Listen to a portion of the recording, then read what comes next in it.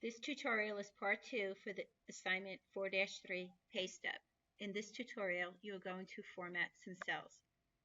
In row 3, and remember we identify the rows on the left part of your screen. So in row 3, we're going to highlight that cell with the company name. And then double click in that cell and change the temporary name to the name of your company.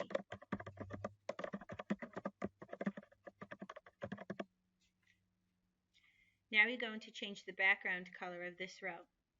You should probably choose a color that coordinates with the colors in your company logo. And if the background color is dark, you might want to change the font color of your company name to something that would be easier to read. So I'm going to change the background color to something green.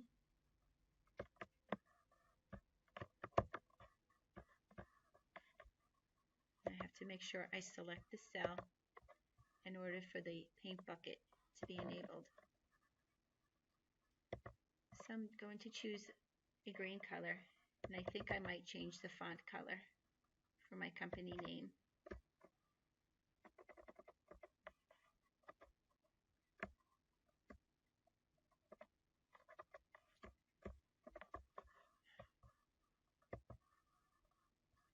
I think I'll do white. Okay. Now for row 4, leave this blank. And in row 5, you're going to change the background color for each of these cells. But I can select them all at once because they are adjacent to each other. There's no blank cells in between them. So I can highlight them all, go up to my paint bucket, and I'm going to choose a different color, but still it's a color that's coordinated with the colors of my logo. And I have some blue in my logo, so I think I'll choose blue for these cells.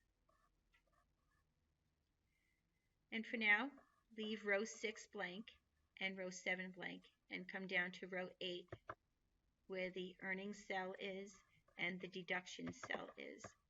We're going to change the color of these cells, but because they are not adjacent to each other, there's a blank cell in between. We have to do them each separately. So I select that one cell, and I think I'm going to use the same color for this cell. So I'm going to choose blue, and I'll do the same for the deduction cell. But you don't have to have your cells the same color. You can do different colors depending on the colors of your logo. Now I have to change the colors of the cells in row 9. I'm going to select the ones that are adjacent to each other, but I'm going to change this color to a lighter shade of blue.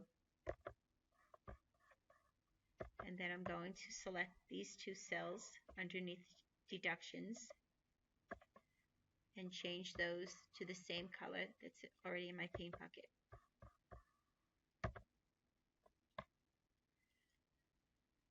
This is the end of this tutorial. Remember to save your work.